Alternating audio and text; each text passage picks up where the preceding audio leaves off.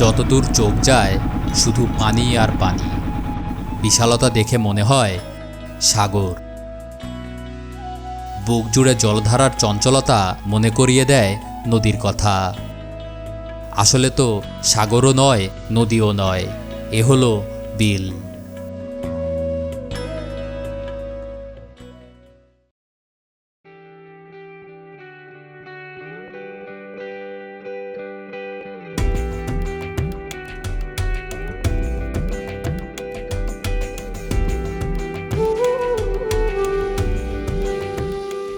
বর্তমানে আমরা রয়েছি নাটোর জেলার নলডাঙ্গা উপজেলার পাটুল ঘাটে।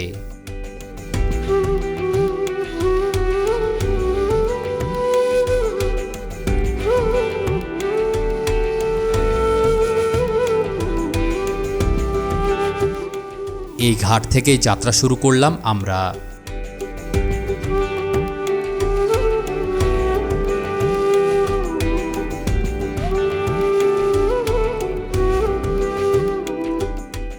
সাধারণত নদীর মতো গতিময়তা থাকে না বিলের জলে, কিন্তু চলন বিল আর 10টি বিলের মতো নয়। বুকে তার নিত্য বয় নদীর স্রোতের মতো চলন্ত ধারা।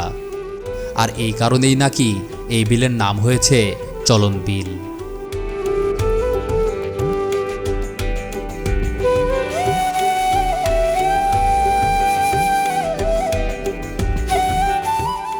এই বিলের প্রাকৃতিক সৌন্দর্য দেখতে প্রতিদিনই দেশের বিভিন্ন প্রান্ত থেকে ছুটে আসে মানুষ।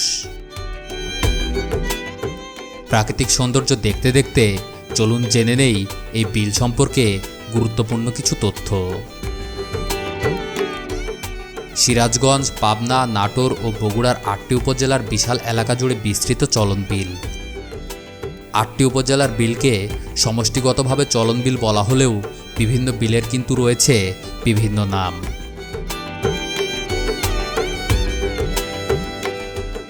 আমরা বর্তমানে যে বিলে আছি এটি হালতি বিল নামে পরিচিত। অনেকেই বলেন হালতি খোলাবাড়ি বিল।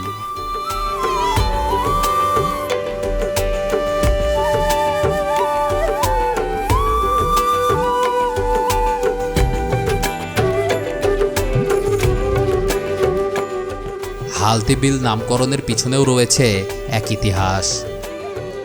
জানা যায় ব্রিটিশ আমলে বিরল প্রজাতির হালতি পাখির অবাধ বিচরণ ছিল এই বিলে। সেই পাখি শিকারের জন্যই প্রতিনিয়ত এখানে আসতেন ব্রিটিশ কর্মকর্তারা। সেই সুবাদেই নাকি বিলটির নাম হয়েছে হালতি বিল।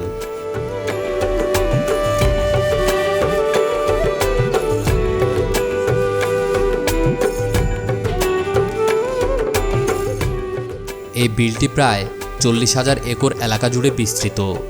হালতি বিলকে দেশের সবচেয়ে গভীর বিলও বলা হয়ে থাকে। বর্ষায় এর গভীরতা দাঁড়ায় প্রায় 12 মিটার। শুষ্ক মৌসুমে পানি কমে এলেও একেবারেই পানিশূন্য হয় না এই বিল।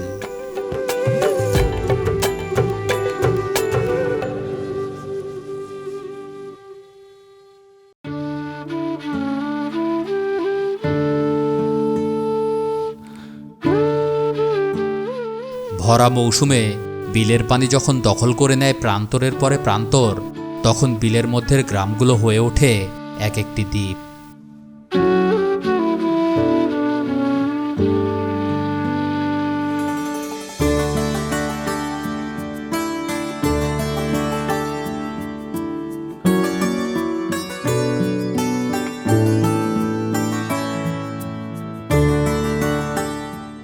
দূরের ওই দ্বীপতুল্য গ্রামের নাম একডালা। এই গ্রামের মতো আরও 60টি গ্রাম রয়েছে এই বিলে, যার মধ্যে খোলাবাড়িয়া, ভূষণগাছা, নুরিয়া, খাজুরা, পিলজুয়ানি অন্যতম।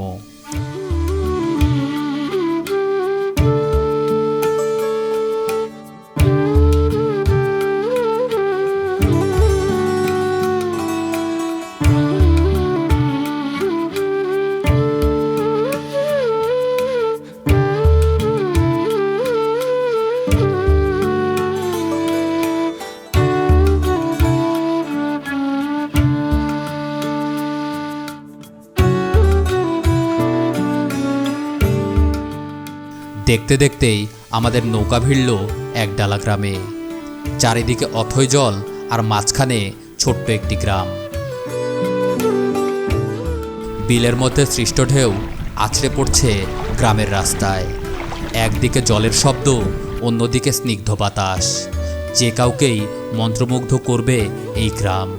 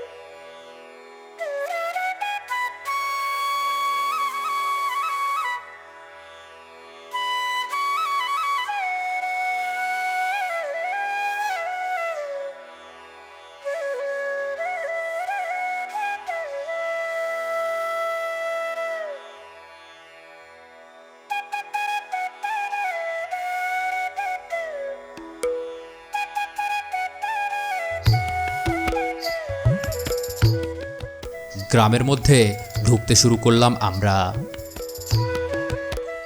গ্রামে ঢুকতেই দেখতে পেলাম গ্রামের মানুষজন গল্প করে অলস সময় পার করছে। তাদের মধ্যে একজনের সাথে কথা হয় আমাদের। চাচা, আপনাদের এই যে এই এলাকায় প্রায় কত ঘর মানুষ আছে? তা মোটামুটি ধরেন 2-এর উপরে আছে, 200 ঘর। আপনাদের এখানে এইভাবে এই পানিবন্দী অবস্থায় কতদিন থাকেন আপনারা? তা তো মোটামুটি ধরেন মাস 5 না হলে 4.5 মাসের মতো। এটা কি প্রতি বছরে এরকম হয়? প্রত্যেক বছর। তো এই যে এই বছরের এই 5-6 মাস আপনারা কি করেন, মানে এই জীবিকা কি আপনারা?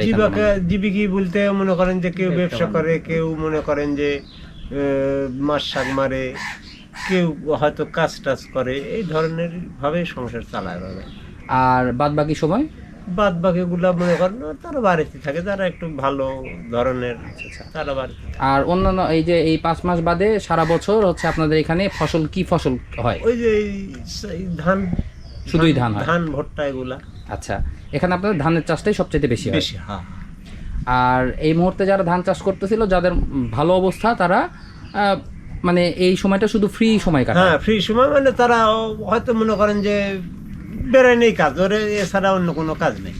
আপনারা যদি বাইরে যেতে চান তাহলে আপনাদের যাতায়াতের পদ্ধতিটা কি? নৌকায় পথে যেতে হবে, খাজুরা থেকে নৌকা আসে টাইম মতো, ওই টাইমে তাহলে। আচ্ছা, এখানে কোন কোন টাইমে নৌকা আসে? এখানে মনে করেন যে সকাল 7টার থেকে নৌকা আসা যাওয়া করে, ওই আধা ঘন্টা 1.5 ঘন্টা পর পর আসে যায়। আচ্ছা, এই যে শেষ নৌকা ধরেন যে একটা সময় থাকে না, শেষ নৌকা কখন আসে? শেষ নৌকা মনে করেন যে পাটুল থেকে রাত 8টার পরে আর কোনো নৌকা এদিকে আসে না। আচ্ছা, যদি আপনাদের এরকম প্রবলেম হয় যে রাত 8টার পরে কোনো মানুষ অসুস্থ হলো, তাহলে তাকে মেডিকেল নিতে গেলে কি কি পদ্ধতি? ওই নৌকাতে গ্রামের নৌকা আছে, গ্রামের নৌকা নিয়ে যা পাটুল নামা লাগে। আচ্ছা, প্রত্যেক গ্রামের কি একটা করে নৌকা? না, মেলা অনেক নৌকা আছে, মানে নৌকাগুলো আপনারা এখানে রাখা থাকে, যদি কোনো প্রবলেম হয় তাহলে যায়। এখান থেকে আপনাদের মেডিকেল কত দূরে? মেডিকেল বলতে মনে করেন নাটোর, নলডাঙ্গা। আচ্ছা, এগুলা এখান থেকে আপনাদের মেডিকেলে নিতে গেলে কতক্ষণ সময় লাগে এই অবস্থায়, মানে এই পানি থাকাকালীন সময়ে? তাও মোটামুটি মনে করেন যে 1.5 ঘন্টার বেশি, সারা কম লাগে। আচ্ছা, তার মানে এমার্জেন্সি কিছু হইলে আপনাদের আশেপাশে কোনো মেডিকেল নেই? না।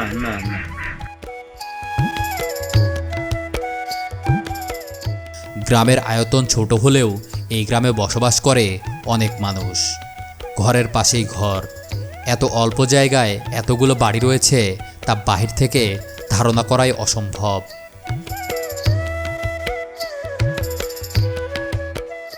এই গ্রামের মানুষগুলোই যে শুধু পানিবন্দী হয়ে আছে তা কিন্তু নয়। টানা 5 মাস পানিবন্দী হয়ে থাকবে এই গ্রামের গৃহপালিত প্রাণীগুলো।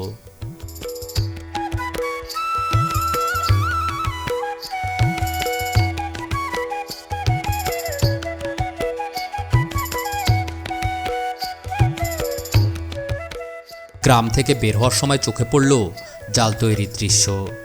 এই গ্রামের অনেকেই মাছ ধরার জাল তৈরি করে বাজারে বিক্রি করে। এই মৌসুমে জালের চাহিদা বাড়ে এই অঞ্চলে।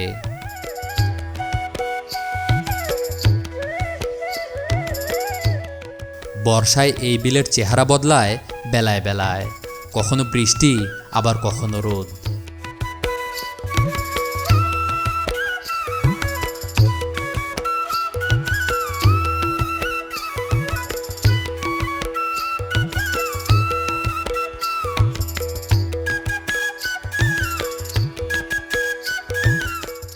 অথৈ জলের বুক চিরে আমরা চললাম জিরো পয়েন্ট এলাকায়।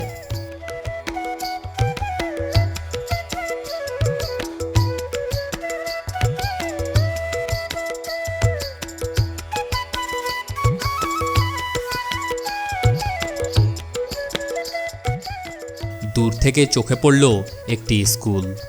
এ যেন পানির ওপরে ভাসমান এক ভবন।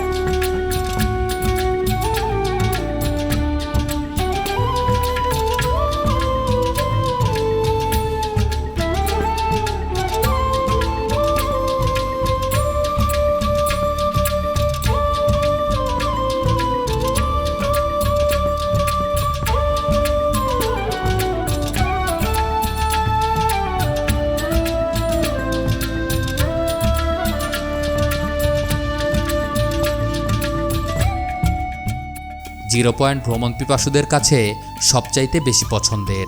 এখানেই সবচাইতে বেশি পানি থাকে। বিলের বাতাসে সৃষ্ট ঢেউয়ে পর্যটকরা সমুদ্র সৈকতের আমেজ উপভোগ করতে এখানেই ছুটে আসেন।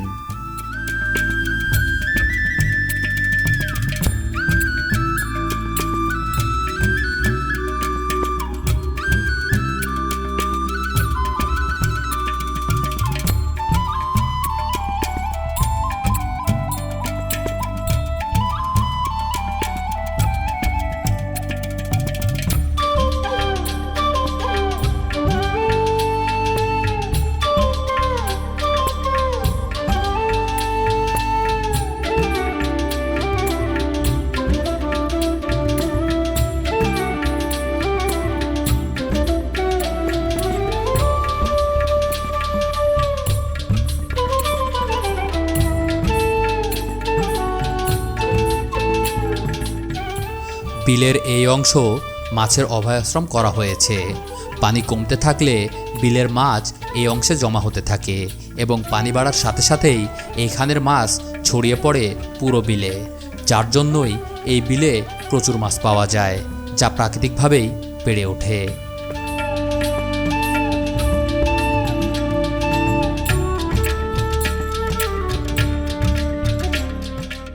হালতির বিল শুধু প্রাকৃতিক সৌন্দর্যেই পরিপূর্ণ নয়, এই বিল হলো প্রাকৃতিক সৌন্দর্যের আধার।